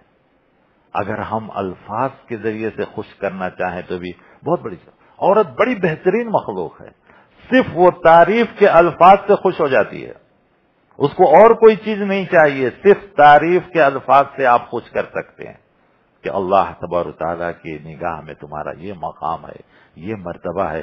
سوچ کے دیکھو کہ تمہارے گود میں کیسے کیسے لوگ جنم لیے ہیں، انبیاء بھی جنم لیے تھے تمہاری گود میں، اولیاء، فقہاء، صوفیاء جو ہے، نیک لوگ، صالح لوگ، یہ سب جتنے بھی جنم لیے ہیں سب تم محسوس کر دیکھو تمہارا کتنا مقام ہے۔ دیکھیے عورت کتنی خوش ہو جاتی ہے، وہ مال و دولت کی پجاری نہیں ہوتی ہے، مال و دولت کا پجاری ہم اس کو بنا دیتے ہیں، ہمارا طور طریقہ ان کو بنا دیتا ہے، لیکن اگر ہم چاہیں تو ان کو ان چیزوں سے جو ہے بہت قریب رہ سکتے ہیں۔ تو سارے خواتین یعنی ازواج مطہرات اسی وقت کہتی ہیں یہ تو ہماری زندگی کا معاملہ ہے، اس میں ماں باپ کو دخل کی کیا ضرورت ہے، ہم ابھی فیصلہ کرتی ہیں کہ ہمیں اللہ اور اس کا رسول چاہیے، فوراً اسی وقت فیصلہ ہوگا۔ پھر اس کے بعد زندگی بھر میں کبھی ایسا کوئی مسئلہ نہیں آتا، حالانکہ اس کے بعد کی زندگی بھی ویسے ہی چلی کہ گھر میں چولہا نہیں جل رہا ہے، کھانے پینے کی ساری چیزیں ہیں، ہزاروں کا ہزاروں مال آ رہا ہے، صرف آپ کی زندگی میں نہیں خلفاء کی زندگی میں بھی مال آ رہا ہے، تقسیم ہو رہا ہے، لیکن کسی ازواج مطہرات نے اس کے بعد سوال نہیں کیا۔ یہ تھی حضور صلی اللہ علیہ وسلم کی خانگی زندگی۔ تو مالی اعتبار سے ایک واقعہ پیش آیا۔ دوسرا ایک اور واقعہ پیش آیا، ضروری بات ہے کہ ایک سے زیادہ خواتین ہو تو آپس میں جب کلش، حسد، کینہ، کپٹ، کیونکہ وہ بھی اسی دنیا کی مخلوق تھی نا، کوئی اور تو تھی نہیں۔ یا یہ ہوگا کہ کسی کو آپ کوئی ایک بات کہیں تو فوراً خواتین سمجھتی ہیں کہ صرف مجھے ہی کیوں کہا گیا، کہیں ایسا تو نہیں ہے کہ اس میں کچھ بات ہے۔ اور فارسی کا ایک شعر بھی ہے جس میں کہا جاتا ہے کہ آپ کسی کو کوئی راز کی بات کہیں اور اس کو کہیں کہ تم کسی کو نہیں کہنا تو وہ ضرور جا کے کہے گا، جیسے کہ وہ فارسی کا شعر ہے، خاموشی بکے ضمیر دل خیش، با کسے گفتن و گفتن کے مگوئی، یعنی آپ کسی کو کوئی بات کہیں گے اور کہیں گے بھائی کسی کو نہیں بولنا، وہ ضرور جا کے بولے گا، وہ اس سے اچھا ہے کہ خاموش رہ جائیے، کہتے ہیں شیخ سعدی رحمۃ اللہ علیہ۔ تو آپ صلی اللہ علیہ وسلم کی زندگی میں بھی ایک واقعہ پیش آیا جو سورہ تحریم میں ہے کہ آپ نے بھی اپنے ایک بیوی صاحبہ کو، اکثر قرآن میں کسی بھی ازواج کا نام نہیں ہے، احادیث میں ہے، تفسیر میں ہے، تو آپ نے اپنے ایک بیوی صاحبہ سے کہا ایک راز کی بات، اور کہا کہ اس کو راز رکھو. لیکن خواتین کی جیسا کہ عادت ہے کہ آپ کوئی راز کی بات کہیں گے تو ان کو ایک پریشانی سی ہو جاتی ہے کہ معلوم نہیں کیا بات ہے، اس میں کیا ہے، فوراً جو ہے کچھ نہ کچھ باہر کا. ان سے بھی ایک بھول ہوئی اور انہوں نے ایک دوسرے بیوی صاحبہ کو بتا دیا. اللہ تعالیٰ نے فوراً وحی نازل کی، وَإِذْ أَسَرَّ النَّبِيُّ إِلَىٰ بَعْضِ أَزْوَاجِهِ حَدِيثًا فَلَمَّا نَبَّأَتْ بِهِ وَأَظْهَرَهُ اللَّهُ عَلَيْهِ عَرَّفَ بَعْضَهُ وَأَعْرَضَ عَنْ بَعْضٍ. تو فوراً آپ صلی اللہ علیہ وسلم کو معلوم ہو گیا تو آپ نے اس بیوی صاحبہ کو بلایا اور پوچھا کہ بھائی ہم نے تو آپ کو راز کی بات کہی. آپ صلی اللہ علیہ وسلم کچھ بھی ڈانٹے نہیں، جزر و توبیخ بھی نہیں، کوئی چیز نہیں، صرف اتنا ہی پوچھا کہ ہم نے تو آپ کو ایک راز کی بات کہی. اب وہ پریشان ہو گئے، کہیں کہ من انبا کہا تھا، آپ کو یہ کس نے بتا دیا؟ آپ صلی اللہ علیہ وسلم نے کچھ نہیں کہا. یہ نہیں کہا کہ نہیں تمہیں معلوم نہیں کہ میں نبی ہوں، تمہیں معلوم نہیں کیا کہ میں کتنا بڑا آدمی ہوں، کچھ نہیں ایسی کوئی بات. ہم اور آپ کی زندگی میں تو کیا کہیں گے؟ کیا بہت ہوشیار بنتی ہے کیا؟ معلوم نہیں کہ میری پہنچ کہاں تک ہے، بولیں گے نہیں بولیں گے ہم لوگ؟ آپ صلی اللہ علیہ وسلم نے کچھ ایسا نہیں کہا، صرف اتنا کہا نبأنی العلیم الخبیر، اس باریک سے باریک کی بات کو جاننے والا، علم رکھنے والا اللہ مجھے بتایا. تو اس سے کیا پہلو نکلتا ہے کہ سامنے والے کو فوراً یہ ہوگا ارے اللہ تعالیٰ اتنی باریک سے باریک بات کو جانتا ہے، لہذا ہم کو بھی اس اللہ کے قریب ہونا چاہیے. اگر کوئی دوسری وجہ بتلائی جاتی تو آدمی کہاں متوجہ ہوگا؟ اس کی طرف متوجہ ہوگا، اللہ کی طرف متوجہ. لہذا اس کے بعد والی آیت دیکھیں گے کہ فوراً اس بیوی صاحبہ کا یہ ہوا کہ فوراً وہ اللہ کی طرف متوجہ ہوئی، انہوں نے توبہ کیا، اللہ تعالیٰ نے اس کو معاف بھی کر دیا. تو معلوم یہ ہوا کہ آدمی کو کوئی غلطی نظر آئے تو اس کو اپنی طاقت اور قوت کی طرف متوجہ نہ کریں، اللہ کی طرف متوجہ کریں تاکہ آدمی کے اندر خوف اور ڈر پیدا ہو. تو بیوی میں بھی کوئی کمی اور خرابی نظر آئے تو یہ نہ سمجھنا چاہیے کہ میں اپنے کمال سے معلوم کر لیا یا میں ایسا کرنا چاہتا ہوں، نہیں، اللہ کی طرف متوجہ کیا جائے اس عورت کو جس کو اللہ کے رسول صلی اللہ علیہ وسلم کہا استوصوا بالنساء خیرا، کہ نصیحت سے کام لو، وہ بہت بھولی والی ہے، بہت بہترین مخلوق ہے. اللہ کی ساری مخلوقوں میں سے سب سے بہترین مخلوق اللہ تعالیٰ کی عورت ہے، جو اللہ تعالیٰ نے اس کو بہت بڑے بڑے مقاصد کے لیے پیدا کیا ہے. اگر ہم اس کے ساتھ محبت، رحمت، شفقت، پیار و محبت کے ساتھ پیش آئیں تو اتنی بہترین مخلوق ہے کہ وہ صرف آپ کی نہیں بلکہ آپ کی پوری جنریشن کی زندگی بنانے والی ہے. لیکن ہم اور آپ جس طرح دنیا بیوی کو صرف بیوی کی نگاہ سے دیکھتی ہے، ایک عورت کی نگاہ سے دیکھتی ہے، اتنا ہی دیکھتے ہیں. ہم نے کبھی یہ دیکھا ہے کہ ہماری بیوی ہمارے بچوں کی ماں بھی تو ہے، اور ماں کے اندر کتنا شفقت محبت ہوتا ہے. اگر اس شفقت اور محبت کو باقی رکھنا ہے تو ہم کو یہ بھی سوچ کر اس کے ساتھ پیش آنا چاہیے.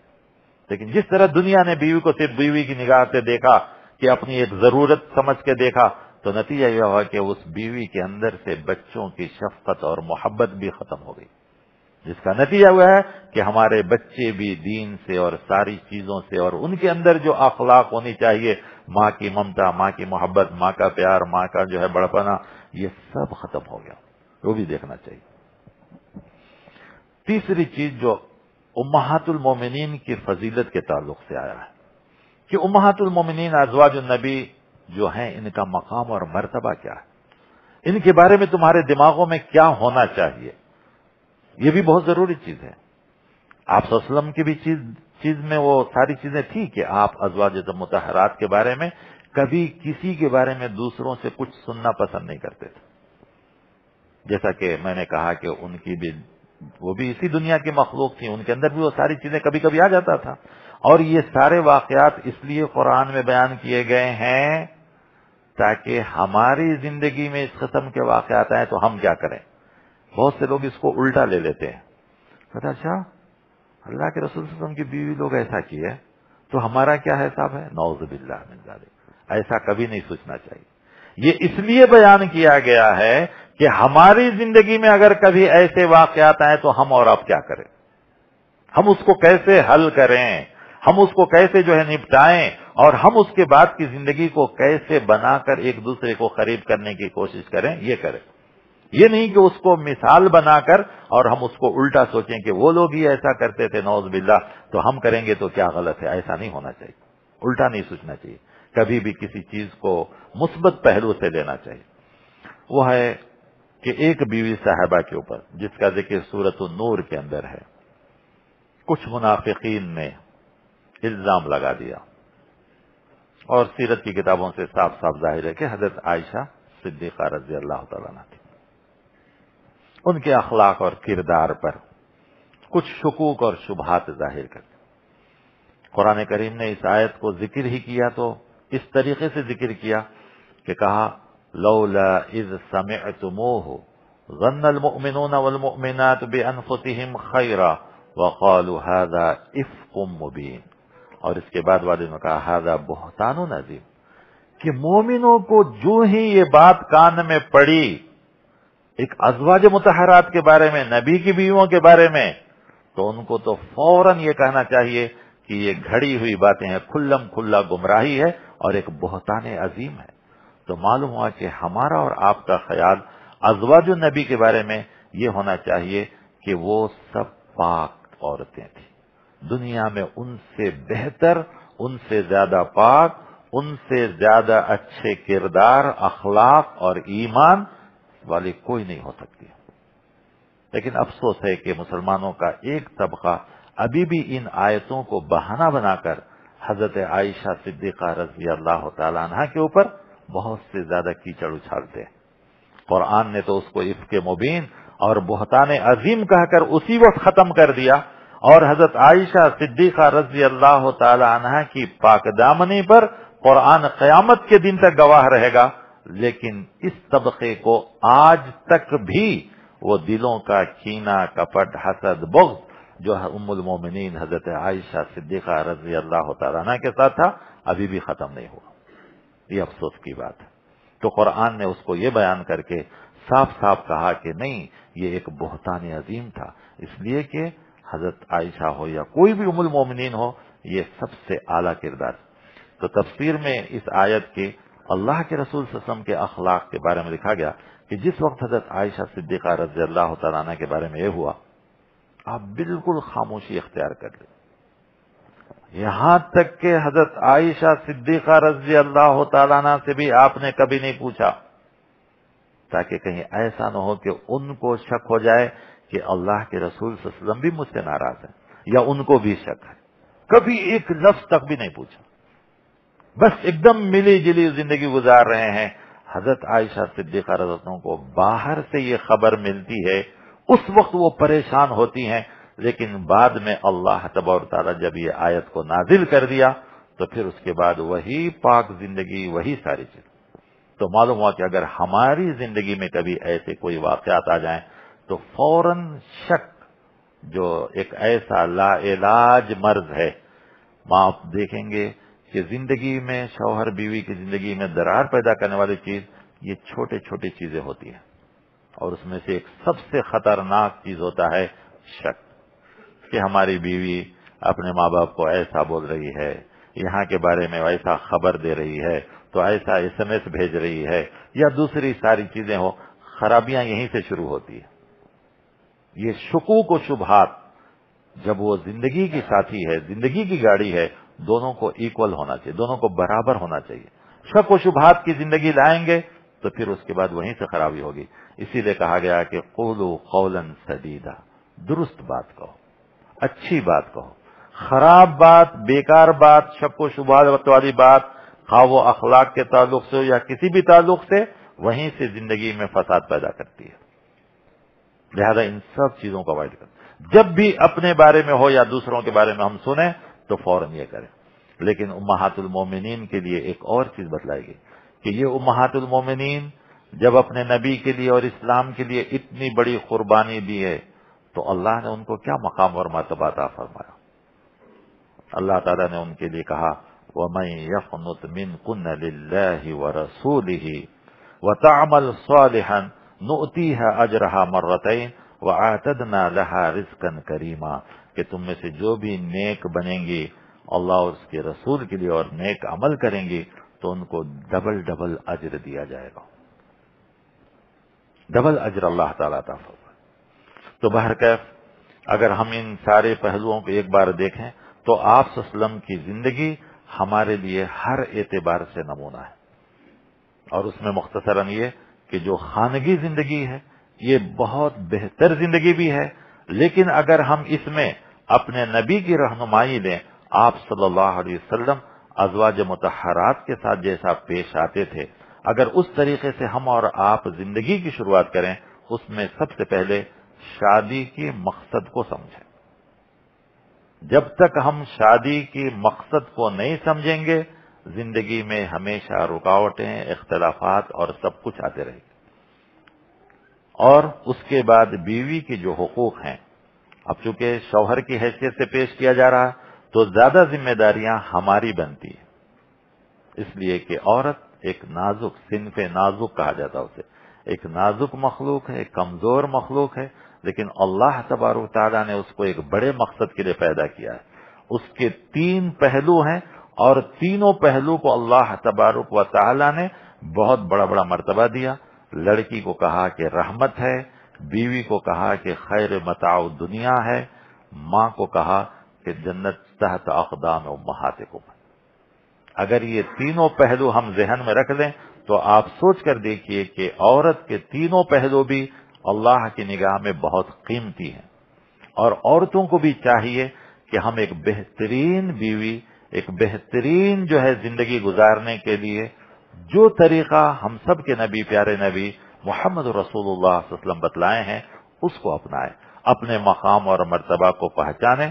تو میں سمجھتا ہوں کہ کہا گیا ہے کہ اگر دنیا میں سکون اور اطمینان کی زندگی چاہتے ہو تو سب سے بہتر ضروری ہے کہ شوہر بیوی کا حق ادا کرے، بیوی شوہر کا حق ادا کرے، دونوں ایک دوسرے کے ساتھ۔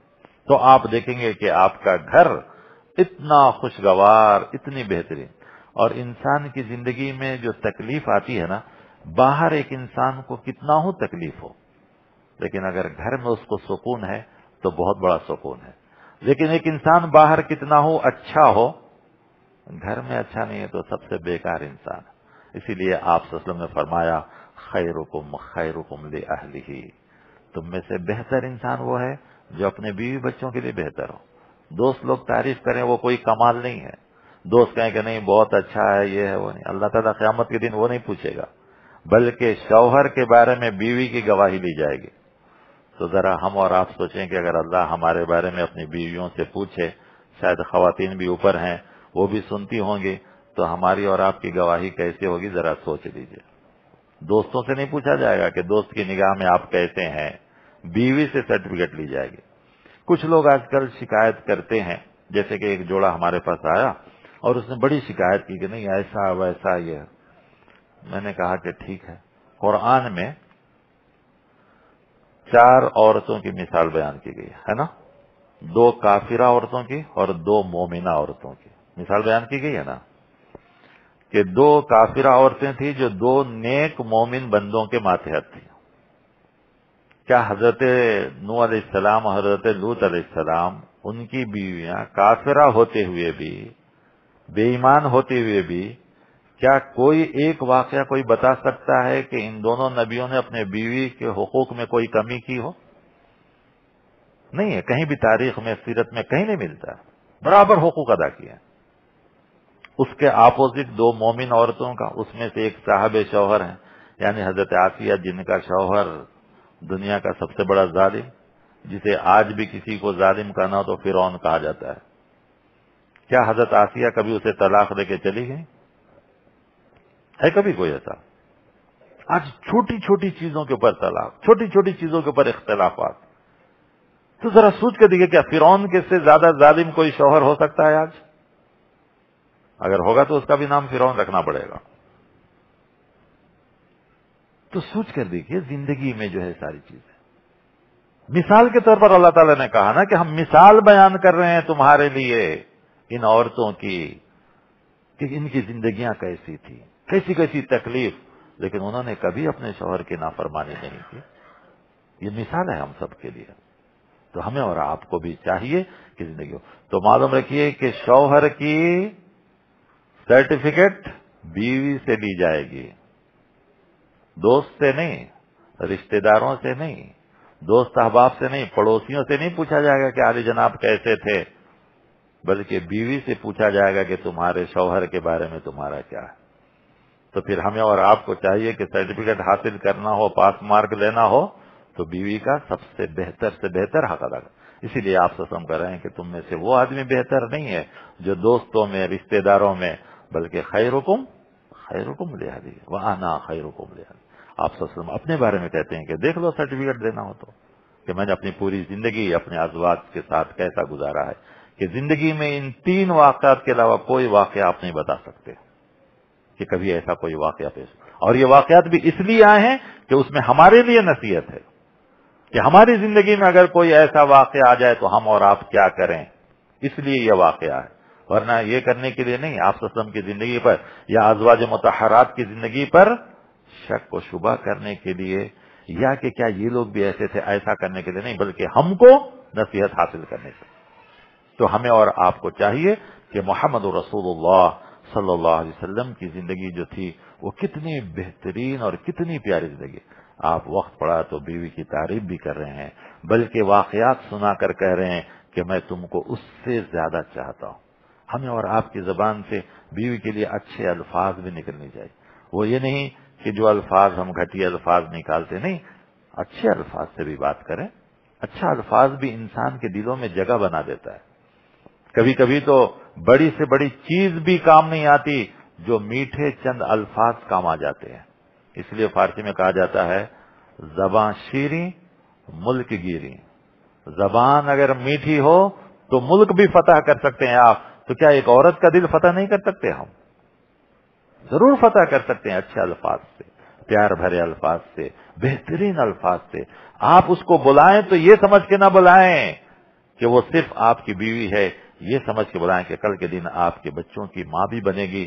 آپ اگر اس کو اخلاق اور محبت سے بلائیں گے تو وہ بھی آپ کے بچوں کو اخلاق اور محبت سے بلائے گی، تو آپ کے بچوں میں بھی وہی اخلاق اور محبت آئیں گے.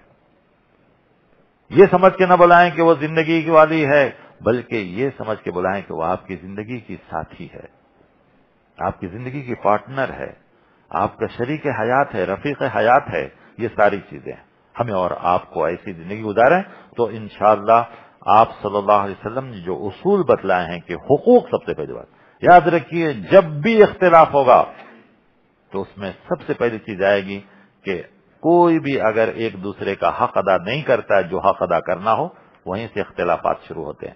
اللہ تبارک و تعالیٰ سے دعا ہے کہ اللہ تبارک و تعالیٰ مجھے اور آپ کو ان باتوں پر عمل کرنے کی توفیق عطا فرمائے، اور اللہ تعالی ہمیں ایک کامیاب بہترین زندگی گزارنے کی توفیق عطا فرمائے.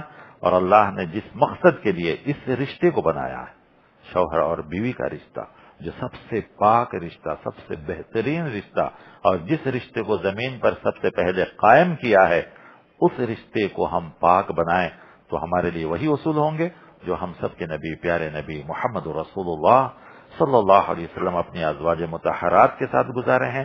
اور جو اصول ہمیں بتلائے گئے ہیں ان اصول پر اگر ہم عمل کریں تو اللہ تعالی ہمیں دنیا میں بھی سکون عطا فرمائے گا اور آخرت میں بھی ہماری اور آپ کی زندگی کامیاب ہوگی. اللہ تعالی ہمیں ان باتوں پر عمل کی توفیق عطا فرمائے. السلام علیکم ورحمۃ اللہ وبرکاتہ.